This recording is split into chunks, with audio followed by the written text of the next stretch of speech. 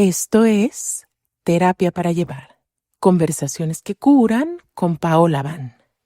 Y quiero empezar este episodio hablándote de dos personas a quienes yo admiro y quiero profundamente. Lourdes Monroy y Quique Pinto, a quien quizás conoces por cantos de medicina como La Canoa, El Misterio, Hermosa Pachamamita, han dedicado más de 30 años de su vida a la música y a las tradiciones indígenas de la Amazonía y los Andes del Perú, así como a la educación intercultural, un camino de compromiso, respeto, reciprocidad y verdadera relación con estos pueblos y su sabiduría, que a mi parecer es lo que estamos necesitando en estos momentos para tener una relación que realmente esté en equilibrio y cuide no solo del canto sagrado de la vida, sino de quienes han sido sus guardianes desde hace mucho tiempo, que son los pueblos originarios. Después de 30 años de servicio, ha llegado el momento para Lourdes y Quique de construir un espacio en el Valle Sagrado del Perú donde van a compartir sus enseñanzas, un espacio enraizado en la memoria, en la música y en la reciprocidad, es decir, la manera equilibrada de relacionarnos con este tipo de conocimientos. A mi parecer, es en manos de personas con un caminar tan largo, impecable y verdadero como el que tienen ellos, y es en manos y en boca de los ancianos en quienes realmente debe recaer la iniciación, la enseñanza, la difusión y la guardianía de estas tradiciones. Para materializar este espacio, ellos realmente necesitan de nuestra ayuda. Este lugar, Instituto Taqui, tendrá un salón para las enseñanzas, un espacio para la medicina tradicional, un museo con instrumentos, en fin, un espacio que va a ser una verdadera joya para la conservación y la difusión de estas enseñanzas. Si a ti como a mí te preocupa el impacto que el crecimiento desenfrenado y la popularidad de estas herramientas ha tenido en los últimos años, quiero decirte que al menos en mi perspectiva, pero quizás en la de mucha gente más que conoce su trabajo, ellos son dignos portadores y grandes guardianes de la tradición y en general del canto sagrado de la vida. Así que me atrevo a robar estos minutos de tu atención para pedirte que vayas al link que voy a dejar aquí en este episodio, que es el enlace que te lleva directo a su campaña de fondeo. Y si tú eres una persona que ha recibido beneficios en cualquier medida del conocimiento ancestral, de las plantas maestras y de todo este movimiento, una buena manera de hacer que regrese a canales que difunden una manera sostenible, respetuosa, recíproca y con honor hacia los pueblos originarios para caminar estas enseñanzas, colaborar con este proyecto, sin duda, es de ayuda y tendrá un impacto positivo. Así que te dejo por aquí el enlace y en este episodio voy a hablar de mi actualización, es como le llamo, acerca de mis perspectivas y sí, opiniones muy personales acerca del movimiento que tiene que ver con las plantas maestras, la medicina tradicional y nuestro acceso a la sabiduría de los pueblos originarios de esta hermosa planeta. Quiero empezar diciendo que uno de mis mayores temores al iniciar un podcast era qué iba a pasar si yo cambiaba de opinión ante ciertas cosas y después esta opinión quedaba grabada en un medio al cual además tienen acceso un montón de personas y esta opinión se solidificaba y no había pie para cambiarla. Y lo que me doy cuenta aquí y ahora es que podemos cambiar de opinión todo el tiempo y ojalá lo hagamos, porque si no significa que no estamos creciendo. Yo, como quizás tú, alma hermosa que escucha este podcast, he tenido mi propio proceso en mi caminar, en mi búsqueda, en mi práctica de las tradiciones y del crecimiento personal de manera general. Y una de las principales cosas que ha cambiado es el ritmo y la manera en la que aquí y ahora quiero relacionarme con esto tan sagrado que para mí son las plantas y los animales que los pueblos de este continente han llamado de poder o maestras y con las enseñanzas en general de todo este legado de sabiduría ancestral al que afortunadamente tenemos acceso. Y parte de lo que te quiero compartir es que la primera vez que yo tuve acceso a estar en contacto con una de estas plantas que llamamos sagradas fue hace más de 20 años en una ceremonia de esta planta tan sagrada para algunos pueblos de México y de Norteamérica que es el peyote. Recibí una invitación a ir a una ceremonia liderada por un maracame con el que después caminé varios años. El abuelo Patricio, originario de Jalisco, y esto sucedió en un tiempo en que, a diferencia de ahora, esto no era ni popular, ni estaba de moda, ni teníamos mucha información acerca de qué era lo que iba a suceder en este espacio. Pero lo que te puedo y quiero contar hoy es que este primer encuentro me puso en contacto con una parte de mí que, más que ser algo nuevo, parecía algo que había despertado en mí y que yo estaba recordando y que sentía tan parte de mi ser, pero que a la vez yo no podía explicar porque sí era totalmente nuevo. Era una manera de percibir la realidad, era una forma de estar con el corazón abierto,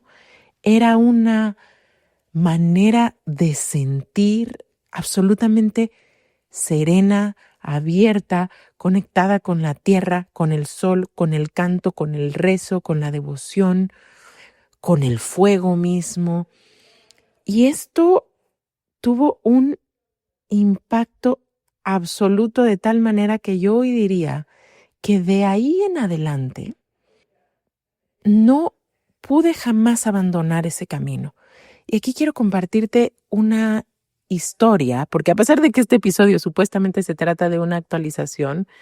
me parece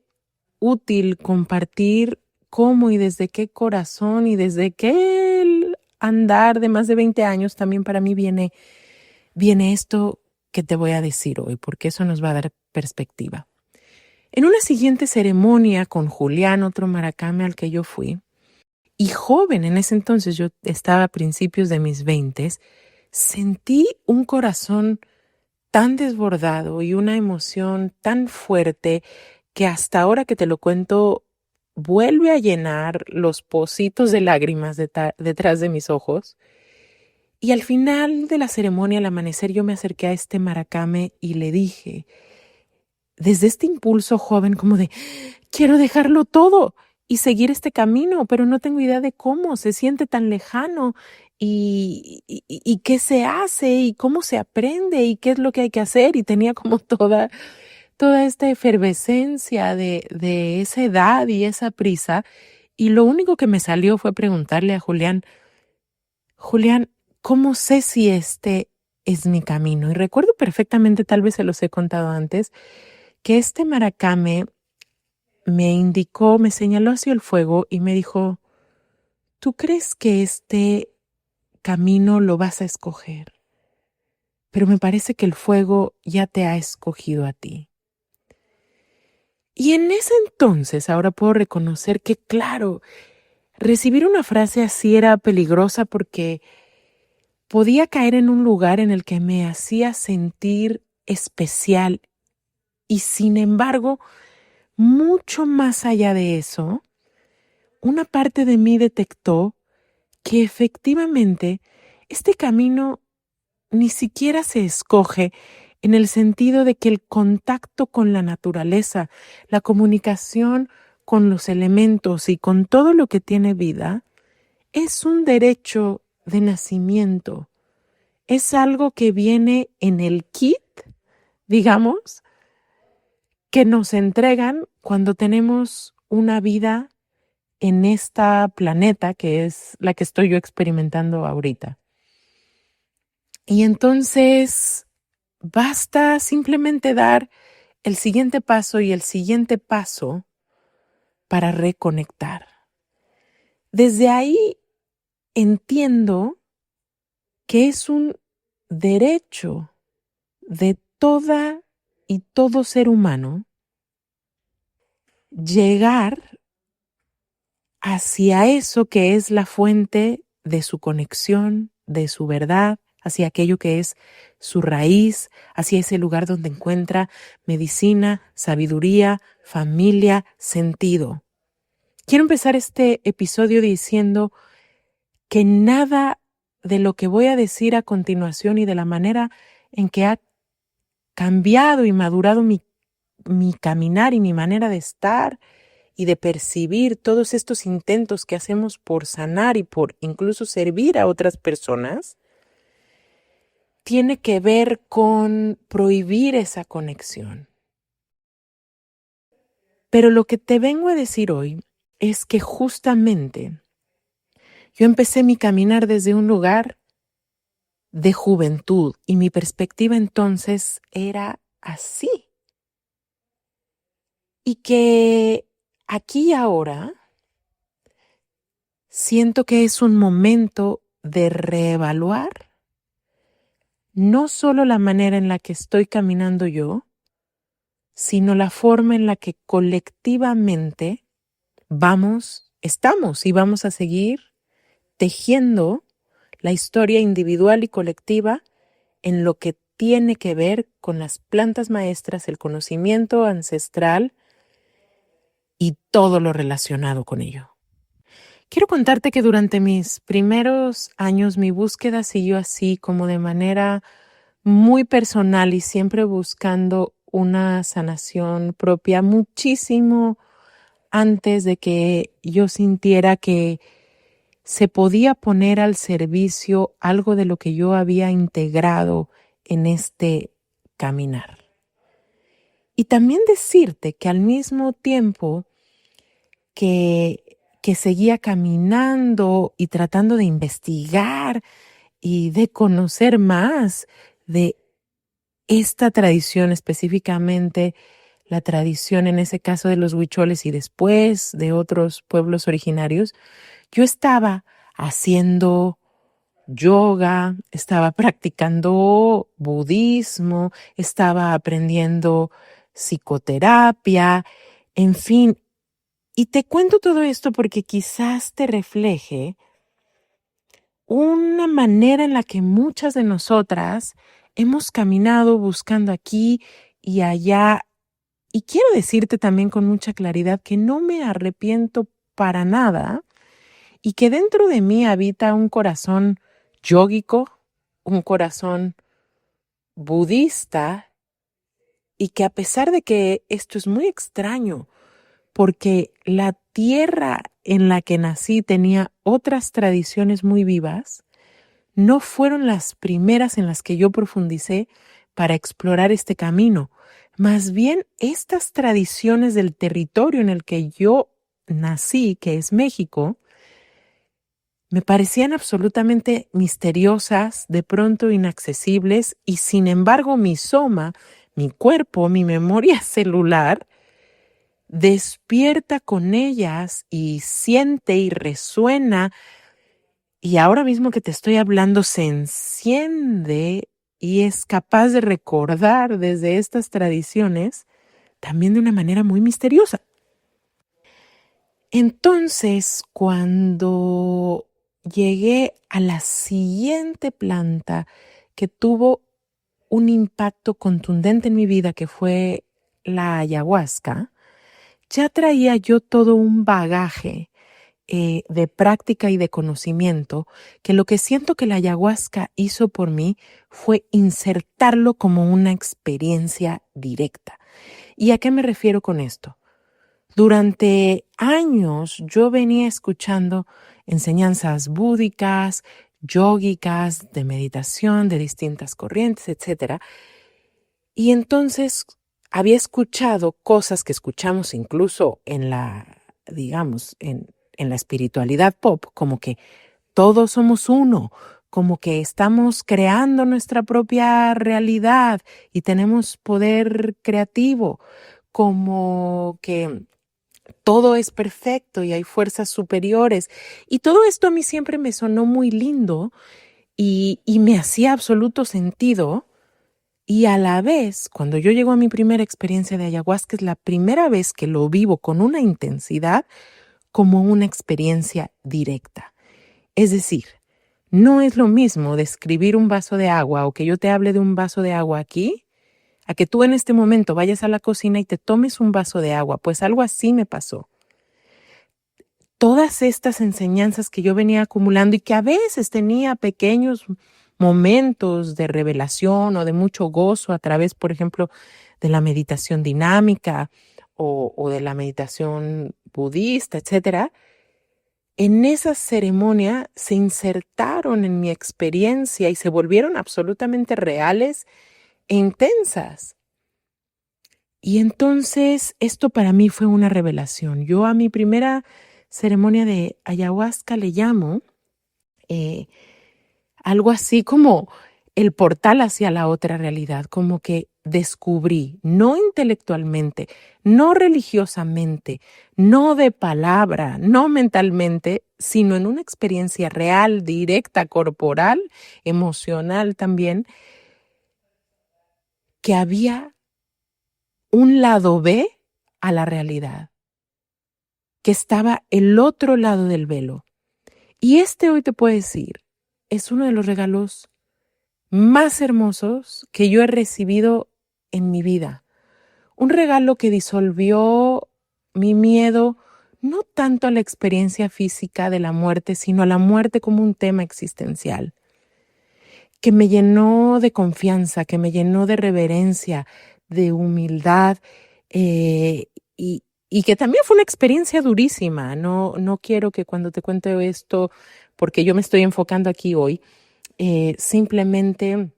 se revele ese lado, porque las plantas sagradas tienen una sabiduría proveniente de esta gran maestra que es la tierra y de todas las fuerzas que creo están involucradas en ellas, en la que hay un gran equilibrio. La medicina de plantas te regala visión, sanación, limpieza, revelación, comprensión, tantas cosas, y a la vez puede representar también un nivel de reto, desafío, confrontamiento y muchas cosas que es muy equilibrado. Y quizás es este el mismo mecanismo, a mi parecer, que hace que no generen adicciones y que si uno se relaciona con ellas sabiamente, se pueda mantener una relación muy equilibrada y benévola y saludable con ellas. Pero bueno, te cuento todo esto porque ante esta maravilla, lo que sucedió desde mi amor fue que yo creí que toda esta bendición debía compartirse y, y empecé a organizar grupos con distintas personas en los que esta medicina se compartía, no por mí, yo nunca he compartido como facilitadora ayahuasca, sino por un querido amigo que fue quien a mí me facilitó por primera vez, em, y en quien yo tenía plena confianza y que tenía ya un largo caminar con esta medicina y muchas habilidades y experiencia para hacerlo. Pero entonces, claro, esto se dio al mismo tiempo, porque así son los movimientos en este planeta, eh, al mismo tiempo en que otras personas estaban descubriendo esto.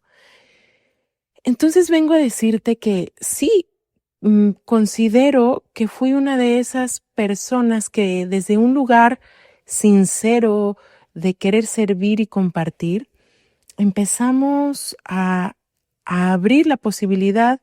de que esta medicina llegara y la conociera muchísima más gente fuera de su territorio. Y que aquí ahora, no lo digo ni con arrepentimiento, ni desde un lugar castigador para mí ni para nadie que haya caminado ese andar, sino desde un lugar en el que creo que es momento de hacer una pausa para revisar el impacto que esto ha tenido y decir, y esta es mi actualización hoy, y este es mi mensaje central en este podcast. Para mí, pero creo también que colectivamente ha llegado un tiempo de reflexión, de cuestionamiento, de reevaluación de cuál ha sido el impacto, porque me parece que hay impactos súper benéficos, pero también cuáles han sido los posibles peligros e incluso daños que se han generado a partir de este abrir, de esta apertura, de esta multiplicación, de esta difusión, de estas tecnologías sagradísimas que la naturaleza ha puesto a nuestra disposición. Y este es mi lugar aquí y ahora. Y entonces no necesariamente vengo con soluciones, mucho menos con regaños, sino compartiendo que a mí me parece que así como en cualquier empresa, cada determinado tiempo se hace una evaluación o en un proceso de terapia o en cualquier proceso, la evaluación nos permite saber de dónde partimos, a dónde hemos llegado, hacia dónde queremos ir y si lo estamos haciendo de la mejor manera. Entonces también en este ámbito, que es el ámbito de la enseñanza, de la difusión, de la conservación, de las tradiciones de los pueblos originarios, para mí, que siempre he estado, por supuesto, en reflexión y caminando de la manera más ética posible, se hace contundente que aquí y ahora necesitamos reevaluar, probablemente reajustar y redirigir con mucha conciencia, mucho amor, mucha humildad, mucha guía de nuestras ancianas, ancianos y por supuesto, ¿qué más importante que tomando en cuenta las voluntades, la soberanía y las opiniones de la gente que es guardiana, originaria de estos territorios de donde vienen estas medicinas? Y también, por supuesto, de las personas que como estas maestras y maestros, como Quique Pinto, y como otras y otros maestros que en Pachamamita, espiritualidad con los pies en la tierra, hemos compartido y organizado para que puedan estar justamente, valga la redundancia, compartiendo sus conocimientos y su caminar y guiando, puedan tener una voz. Parte de la evaluación que creo que tenemos que hacer está relacionada con nuestro lugar en dos posiciones. Como consumidores o consumidoras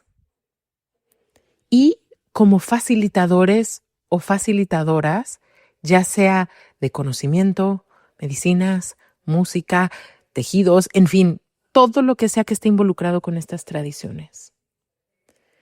porque en sí, empezando por nuestro lugar como consumidores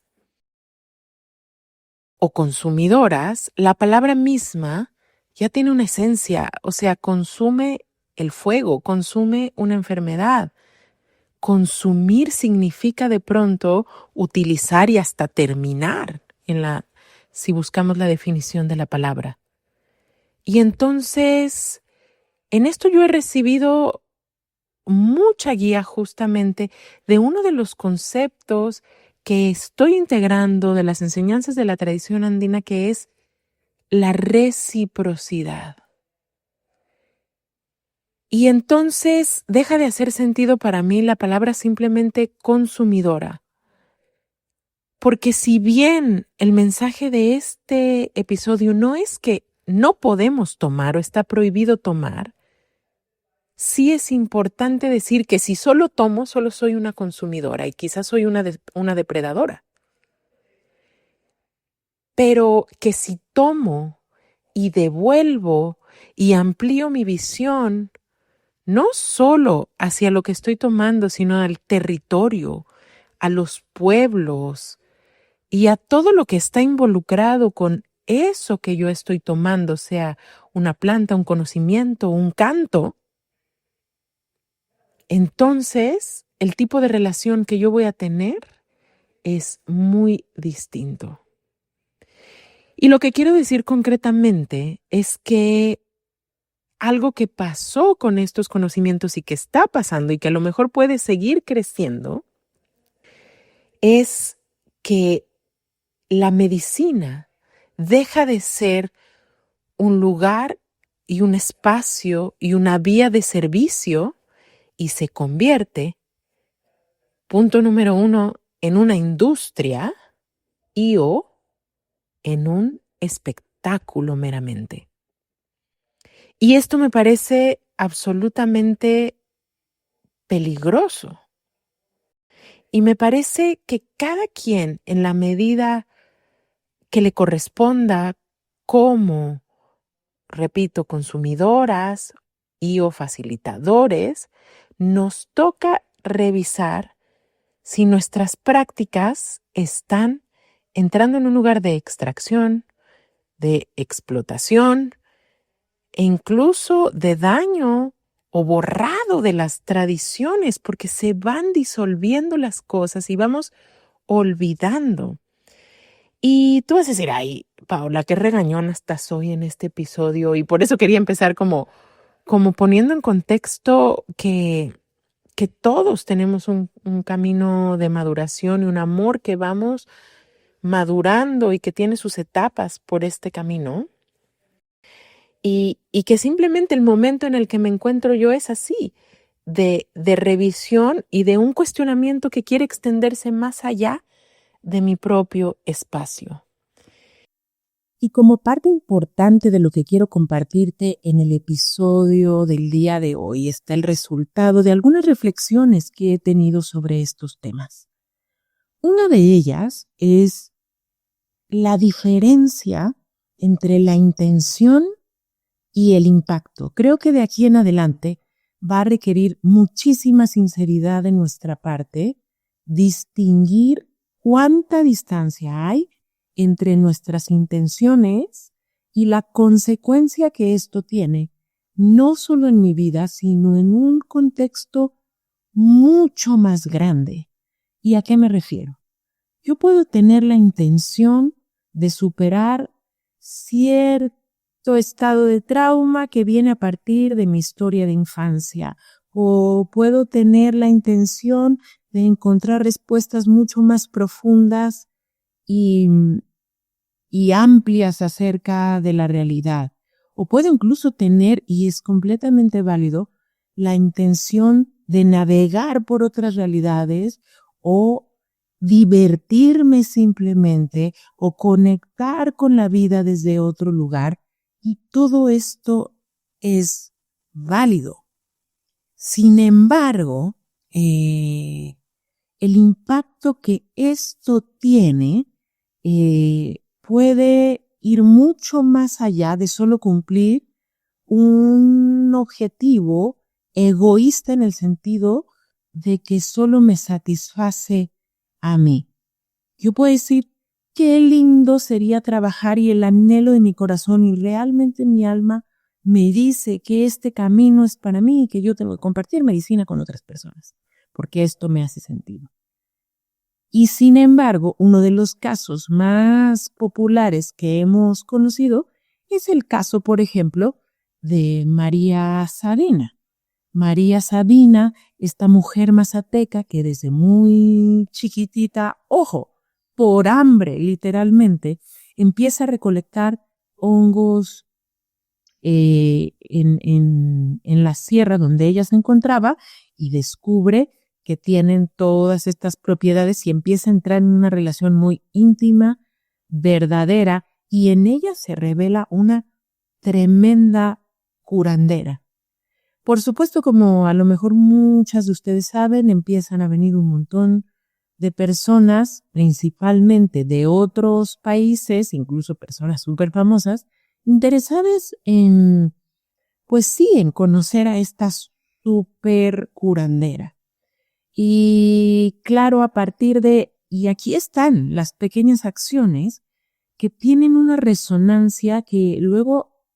no tenemos idea de hasta dónde van a llegar. Pequeñas acciones que son como tirar una piedra en el lago y luego hacen un montón de ondas que llegan hasta la orilla del estanque. Resulta que un periodista hace un artículo que se publica en una revista norteamericana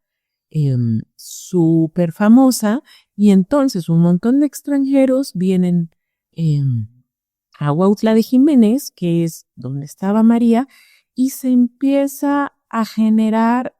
toda una trama que termina en que María muere en pobreza, su hijo fue asesinado, su casa fue quemada, en fin, un montón de cosas que tuvieron afectaciones tremendas en ella, en el pueblo, y que después resultaron así, si nos vamos todavía mucho más lejos, en la prohibición de estas sustancias a nivel prácticamente internacional y en su clasificación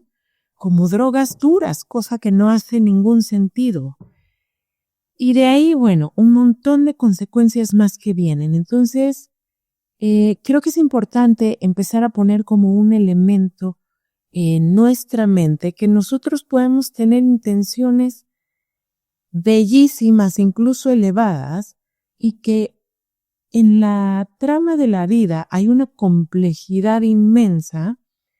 que de pronto explica quizás por qué muchas abuelas y abuelos han mantenido esto en secreto, especialmente después de la colonia,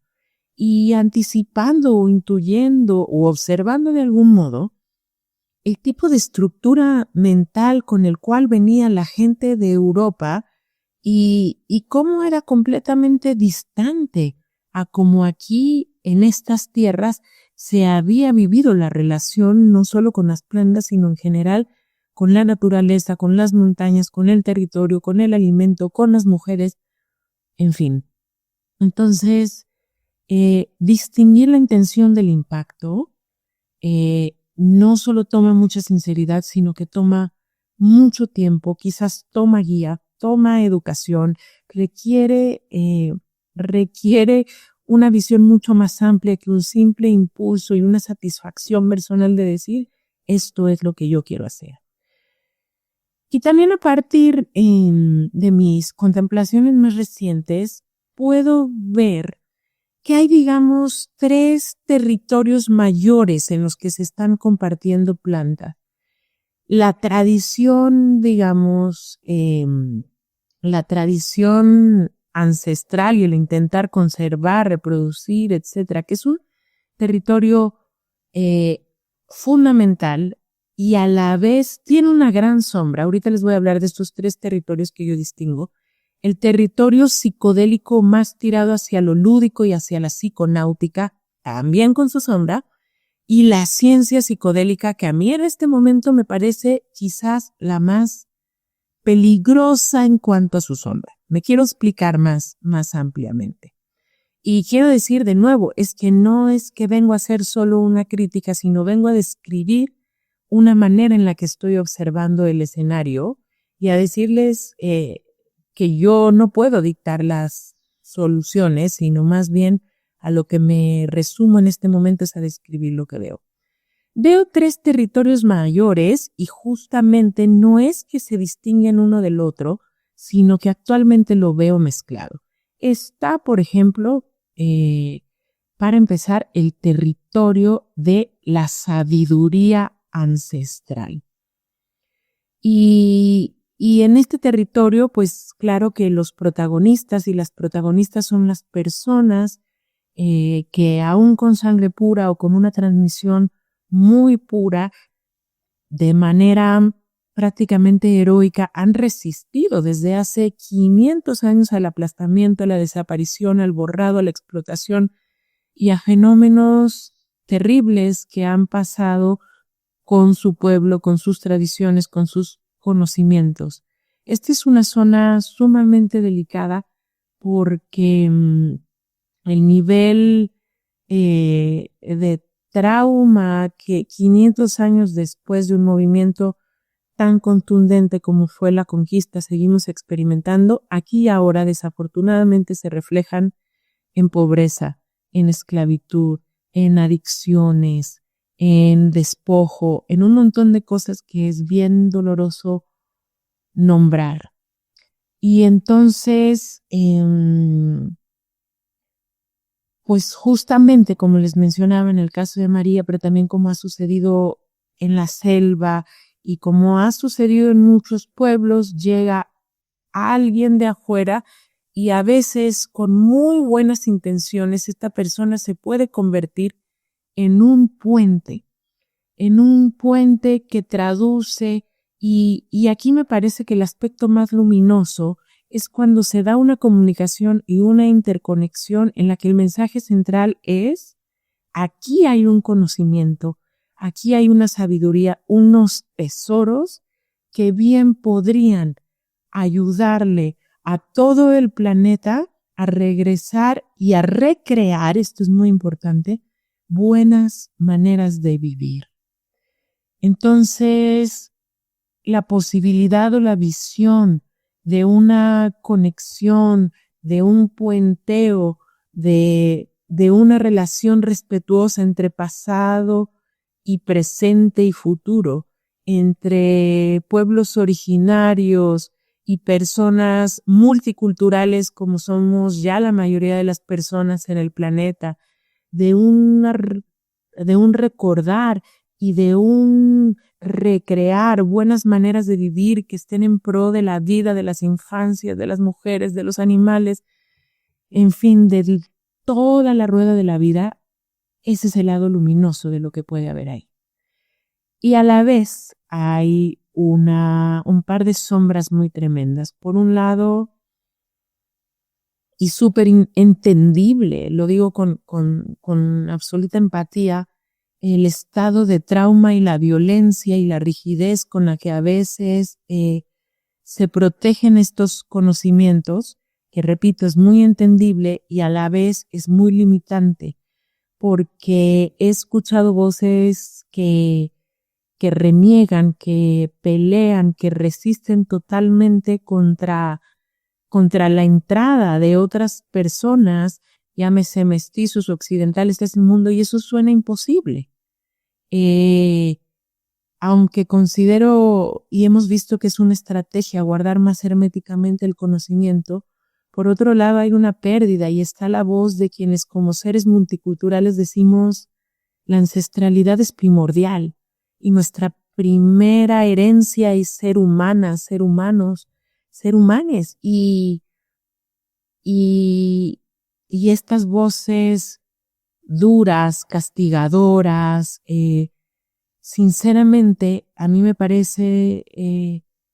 que simplemente, más allá de juzgarlas, porque puedo ver el dolor que hay detrás, lo que siento es que no van a prosperar y no nos están llevando al lugar de mayor amor, diversidad, recreación y al máximo potencial de la belleza que se puede dar. Y y simplemente, desafortunadamente, están creando separación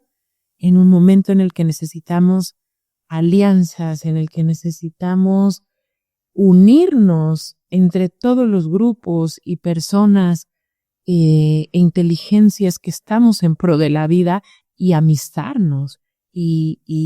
funcionar en armonía en contra de un sistema, de un ritmo, de una estructura mental que es la que está actuando como depredadora, que es, digamos, pues sí, esta mentalidad imperialista. Entonces, por un lado, las medicinas se dan en este contexto, en el contexto tradicional, con sus sombras y con sus luces, con las posibilidades de hacer puentes, tejer cosas hermosas, y con las sombras de la rigidez y de la separación y de la exclusión, etcétera, del alienamiento, en fin. La otra categoría es la psicodelia, digamos, la psicodelia como más lúdica o más tirada simplemente a lo psiconáutico, que esto, de nuevo, tiene un lado de luz divino y tiene un lado de sombra muy peligroso y riesgoso. Digamos, esto de ensoñar, visionar, ver el otro lado, como les contaba yo, de la realidad, saber que no nada más lo que vemos con nuestros ojos o percibimos con nuestros sentidos es lo que está, que hay realidades sutiles, que hay otros planos, que somos espíritus inmortales, que hay seres en las estrellas cuidándonos, que somos uno, que hay un paradigma totalmente distinto en el que la realidad está sucediendo. Esto es válido. Y también, ojo, esto es muy importante, los pueblos han utilizado la psicodelia como un método de celebración, de tejer comunidad, lúdico, vamos, sin tanta seriedad, ni solo lo sagrado. O sea, estas posturas que hablábamos del territorio, la categoría anterior que les hablaba, de la rigidez y todo esto, eso es más, a mí me parece, un lado de la sombra y una posible manifestación, y un estilo, una pedagogía de lo ortodoxo, digamos, y es también una respuesta de trauma. Pero en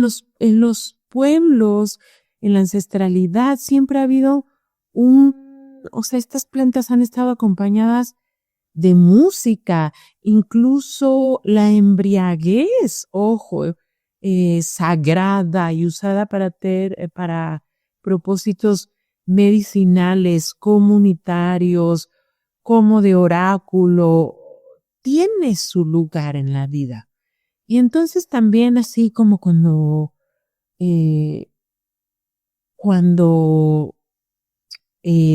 hablábamos de lo tradicional y decíamos que hay una sombra, ojo, también es verdad que el territorio de lo psicodélico tiene una sombra. Y la sombra, pues se las describí, háganse una imagen de Woodstock y personas combinando toda clase de sustancias, escuchando música actual, que, ojo, no vengo aquí con una visión moralista, sino lo que eso tuvo como consecuencia fue una respuesta desde el exterior completamente represiva, un mal entendimiento de estas sustancias totalmente sacadas de contexto, por supuesto peligros para la salud, para la seguridad de quien consumía, pero también como ya toda una revoltura que hay como que se vuelve pues un negocio del tráfico, una trivialización que tampoco es a donde queremos llegar, un esnovismo, ahora en los festivales, en cierto tipo de eventos que, vamos, cada quien tiene derecho a cobrar lo que le dé la gana, pero hay una desvirtuación de ciertos propósitos y van así las cosas convirtiéndose en una sombra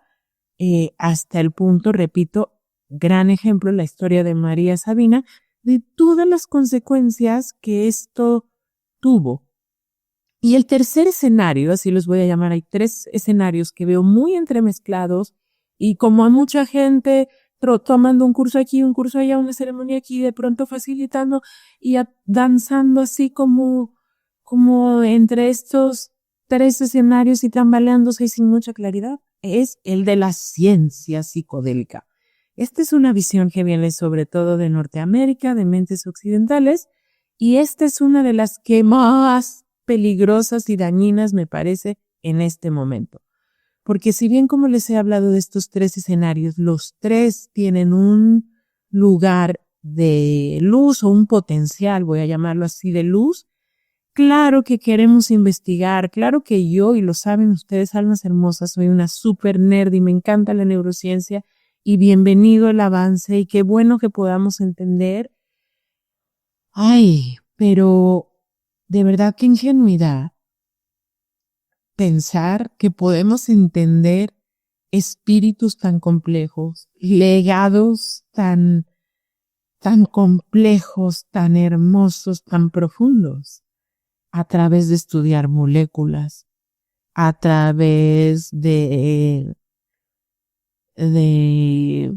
medir cuantitativamente dosis. O sea, ahí puede haber ciertas guías, ahí hay una información valiosa y complementaria.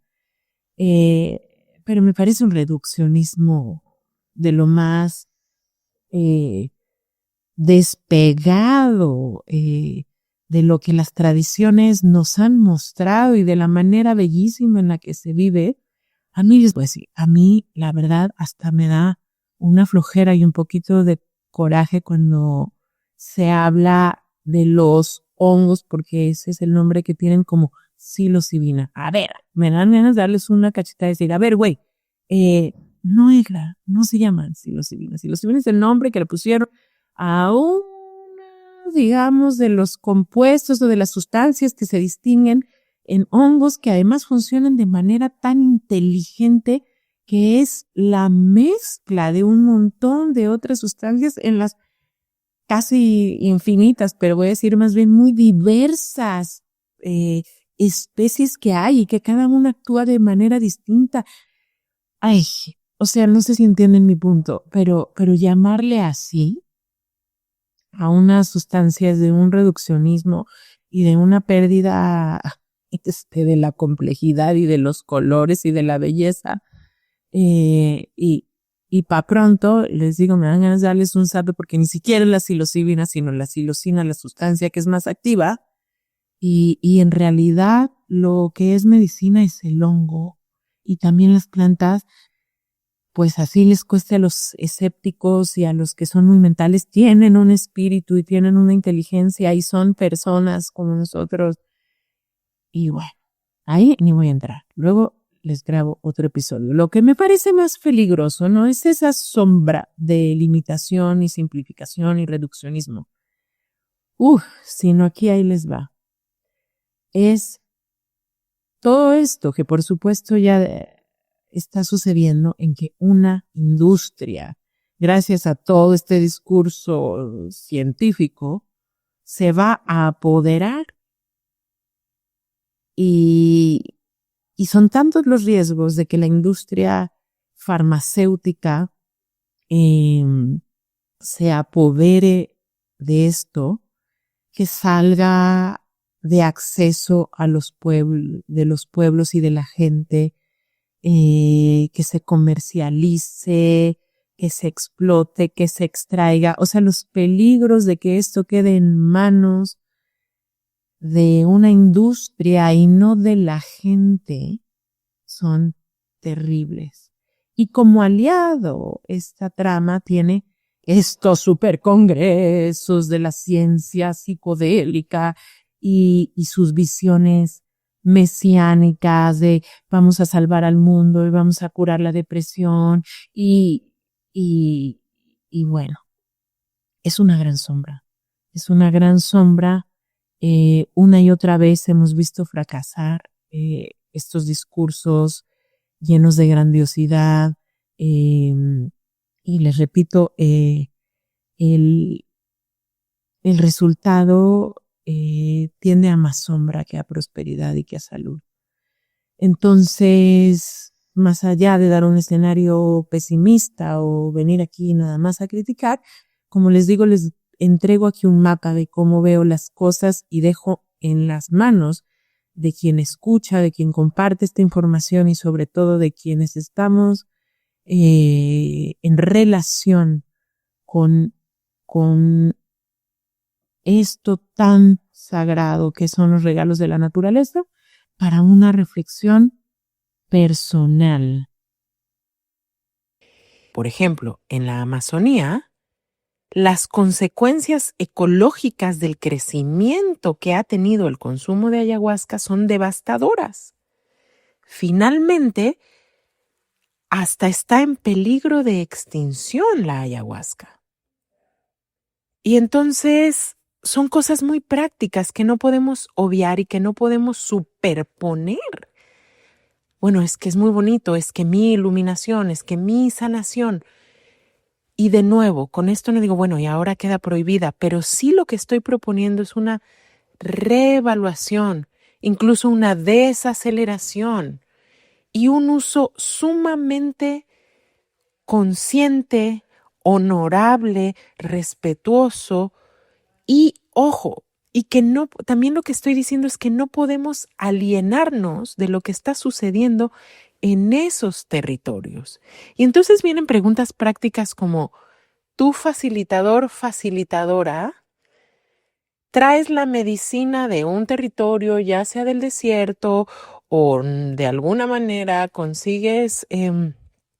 una secreción de un sapo o traes o pides por correo ayahuasca de la selva, en fin, todas estas vías que aquí ahora están abiertas para eso y cómo eso afecta toda la cadena y cómo estás devolviendo, reciprocando, beneficiando, ayudando no solo a esa gente, sino a sus territorios. Y entonces, ojo, porque el ego es tramposo y de manera fácil podemos decir, sí, pues yo voy cada tanto a la selva y soy alumno de no sé quién y alumna de no sé cuánto. Y, y más que de algo vigilante o que esta voz salga de algo vigilante, lo que quiero decirte es que, como en todo, una verdadera relación se construye en la frecuencia, en la reciprocidad, en el compromiso, en el equilibrio.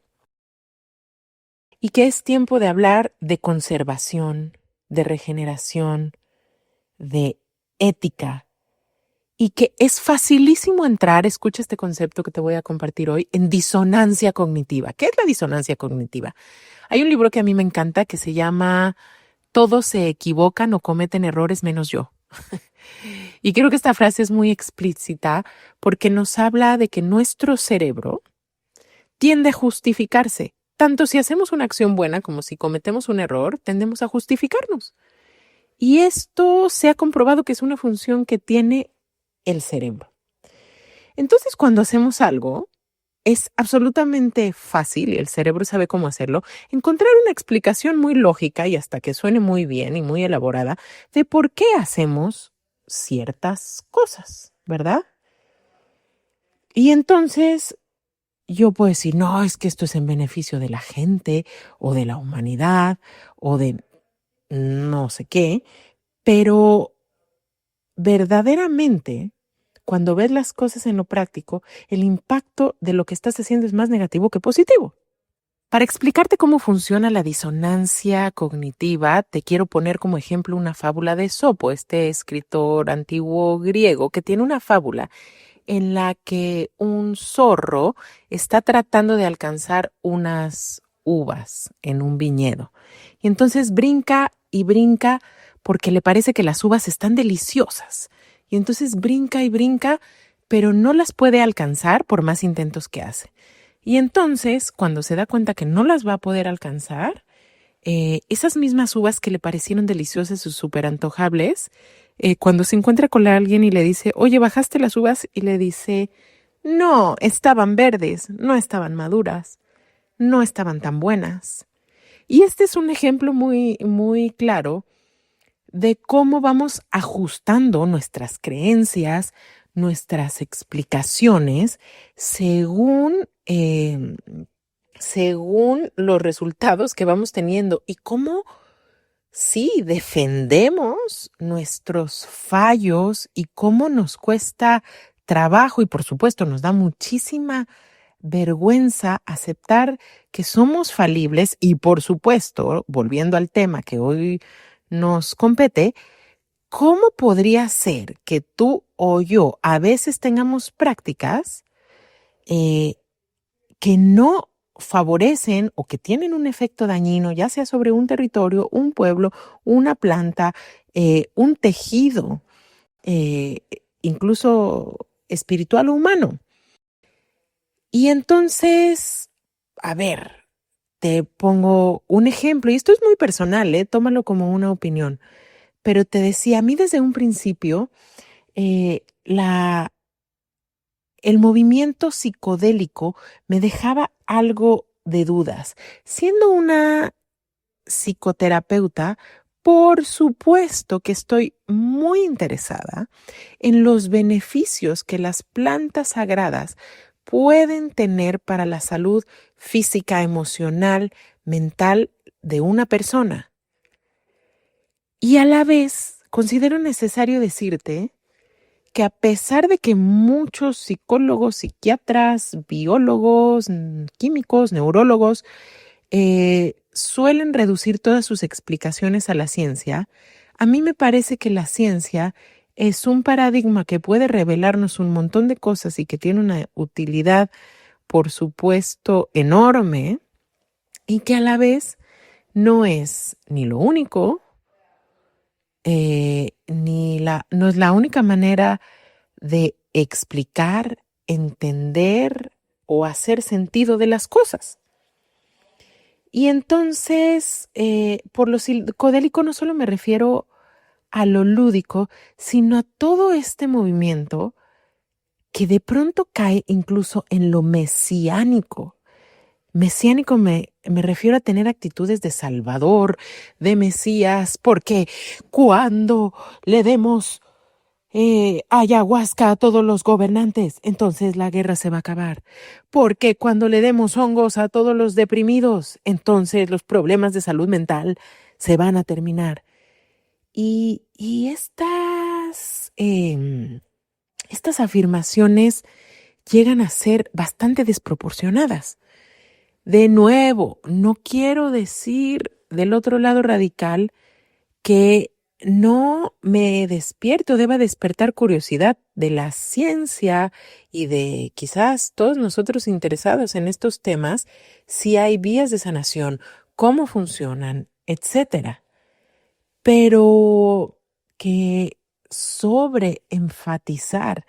en este aspecto químico, en este aspecto utilitario, que además claramente está al servicio de una industria o de un espectáculo, pues es no solo cuestionable, sino a lo mejor ya claramente dañino. Y entonces, pues estamos en un momento donde, más que decirlo yo, también quiero decir que estoy haciendo eco a que recibí la noticia, leyéndolo igual en redes sociales, de que hubo un congreso en Denver, Colorado, donde sí, ahí sí,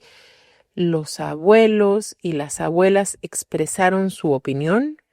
su necesidad de soberanía, entre ellos Sandor, un líder lakota al que he tenido la fortuna de conocer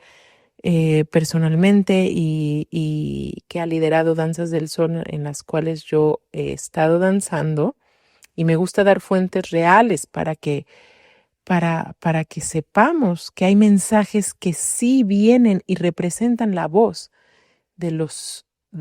pueblos originarios, y tanto él como las y los abuelos que participan lanzan un comunicado en el que se dice lo siguiente, y lo voy a poner aquí literalmente.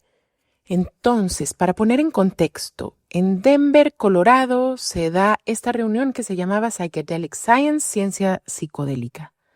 Y es bien interesante lo que el Fondo de Conservación de la Medicina Indígena presenta en este congreso que se dio en Colorado del 16 al 20 de junio. Esta delegación que va al Psychedelic Science incluyó a 23 personas indígenas de territorios originales. Lo que les voy a compartir es un mensaje del Fondo de Conservación de la Medicina Indígena. Para ponerles en contexto, del 16 al 20 de junio se dio este evento llamado Psychedelic Science, Ciencia Psicodélica en Colorado, en Denver. Y el mensaje que el Fondo de Conservación de la Medicina Indígena deja es súper interesante. Se trata de una delegación de 23 personas indígenas y 27 intérpretes que apoyan la causa de estos representantes, entre los cuales, como les digo, está Wiccanmasa Sandor, un líder Lakota. Y dice así: las sagradas medicinas como la iboga, la ayahuasca, la guachuma, los hongos, no son comodidades, entiéndase por comodidades, productos de consumo. Son centrales para la identidad, la espiritualidad y la supervivencia de las personas indígenas que los han salvaguardado durante generaciones. El campo de la psicodelia está creciendo, esto es súper importante, más rápidamente que su capacidad ética. Repito esto. El campo de la psicodelia está creciendo, y pongo entre paréntesis, y lo quieren hacer crecer, más rápido que su capacidad ética. La solicitud a todas las personas que están actuando en el campo de la psicodelia es que bajen el ritmo y se aseguren que no se hace ningún daño a las medicinas espirituales indígenas, a los territorios y a las personas. Los intentos de redefinir estas medicinas como parte de la economía psicodélica comercial tienen un impacto negativo directamente en los derechos indígenas y amenazan tanto la supervivencia cultural como la integridad ecológica, no reconociendo o no reconocer esto hace que se continúe con el ciclo de extracción, explotación y borrado. No es culturalmente correcto para nosotros llamar a estas medicinas psicodélicos, pues son medicinas que son integrales para la vida de estas culturas, las tradiciones espirituales y los ecosistemas frágiles.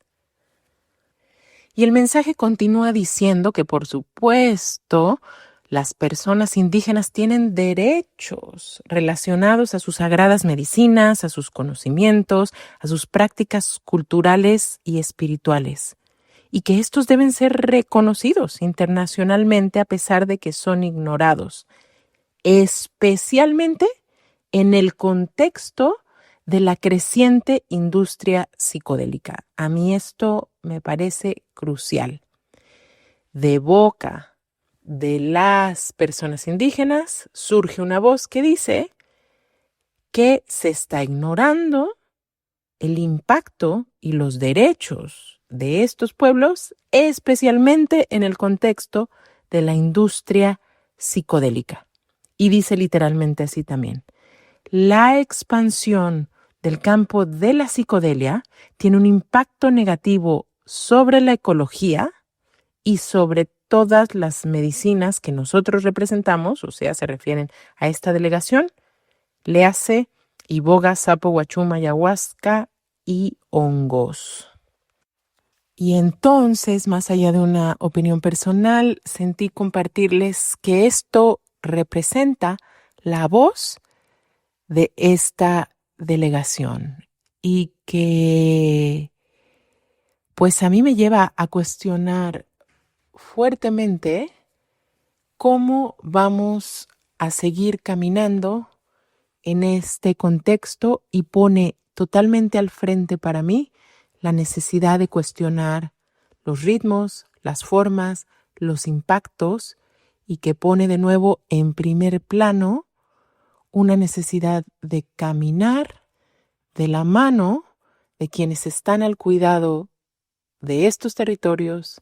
estas personas y que pueden caminar según los principios que estos mismos pueblos nos han marcado. Entonces lo dejo ahí para tu reflexión y por todas mis relaciones mantengamos esta conversación y te agradezco por escuchar, compartir y etiquetar este podcast en tus recomendaciones.